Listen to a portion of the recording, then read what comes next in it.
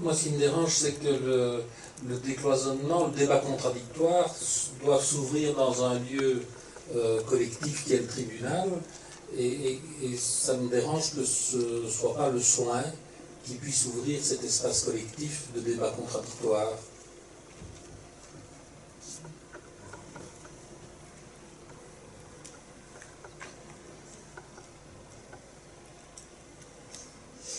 Moi, il y a deux choses qui me dérangent. La première, c'est cette infirmière, finalement, qui a bien réagi en appelant l'ALMA, mais qui, finalement, s'est quand même sentie très isolée dans cette situation.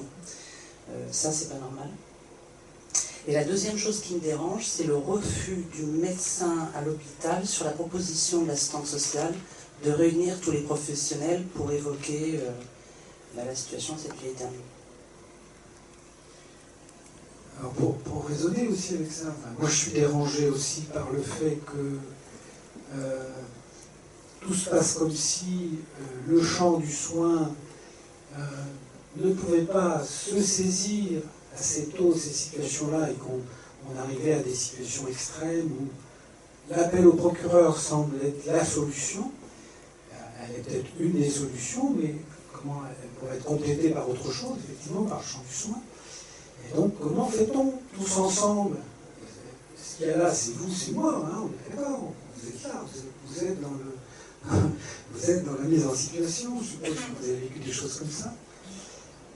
Alors, par rapport à ce que vous dites, on est frappé avec un peu de recul et d'expérience à quel point il y a une solitude dans le réseau.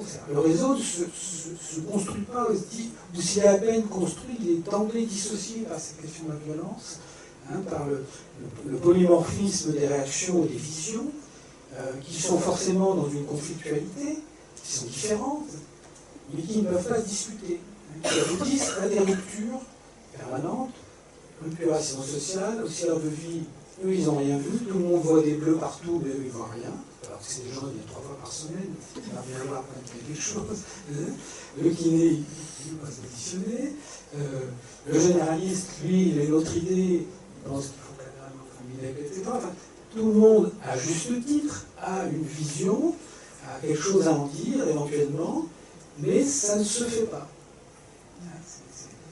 C'est bien ce qu'on constate, cette contamination de la question de la violence dans le réseau, avec des relations violentes dans le réseau entre les acteurs, quand même, dans ces situations-là, qui vont, et c'est un peu le titre, qui vont pérenniser, qui vont retarder finalement d'une certaine façon, c'est un peu le constat, une tentative de résolution et de se mettre ensemble pour résoudre les choses. On attend, et on voit, et on est en rapport avec les procureurs, à quel point on leur envoie des signalements dont ils ne peuvent rien faire. Par rapport à des situations comme celle-là, qui ressemblent, ça me fait penser à une situation très précise à Flémal où je travaille, à d'autres situations aussi dans le Val d'Oise, où l'impression du sociogénogramme tel qu'il est là sur la lettre d'invitation, quand quelqu'un, comme l'infirmière, hein, comme le médecin de l'hôpital, comme quelqu'un de la justice, estime que l'ouverture d'un collectif de réflexion, d'un débat contradictoire peut avoir lieu, le fait de faire figurer en cartouche sur la lettre d'invitation, à côté de toute la liste exhaustive de tous les gens qui ont été activés par une situation comme celle-là, a un effet convocateur terrible. Ça, c'est une première chose. Et deuxièmement, ce que nous avons vécu aussi, c'est l'affichage du sociogénogramme dans le lieu de vie des gens. C'est-à-dire que le fait que le sociogénogramme, parce que les personnes âgées, qui, comme on dit chez nous en Belgique, perdent leur knick-knack, les knick-knack, c'est des petites lettres des bonbons qu'on mange. Donc ils perdent c'est inimaginable l'effet reconstructeur qu'a la représentation graphique faite avec eux. Un peu comme on décrivait à propos de Madame Pigot.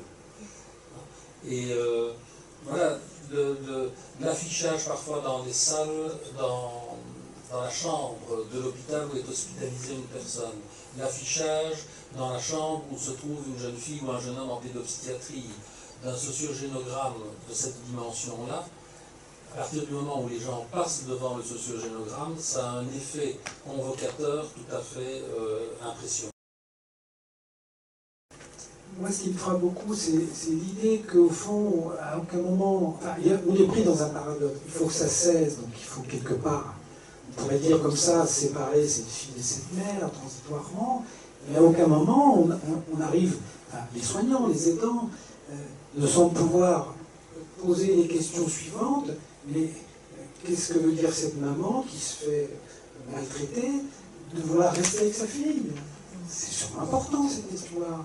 Qu'est-ce que cette fille exprime par rapport à cette mère de leur histoire familiale, hein? Si je vous dis, par exemple, hypothèse folle, cette fille a subi un inceste du père et la mère ne l'a pas protégée, ça donne un autre éclairage de cette situation aujourd'hui, effectivement. Donc il y a une multitude de choses. Mais à aucun moment, les acteurs qui ont accès à la situation ne sont, au fond, semble-t-il, outillés pour questionner une façon qui ferait alliance, qui mettrait en confiance, qui permettrait peut-être un travail entre cette fille et cette mère. Mais on est obnubilé, on est terriblement pris dans cette vision agresseur-victime, binaire. Il faut couper les liens, hein, et tout est réglé. Alors qu'on voit bien comment ce réseau qui connaît cette violence depuis 7 ans est en grande... D'une certaine façon, en ne trouvant pas de ressources, entretient cette question-là. On est co-responsable de cette situation.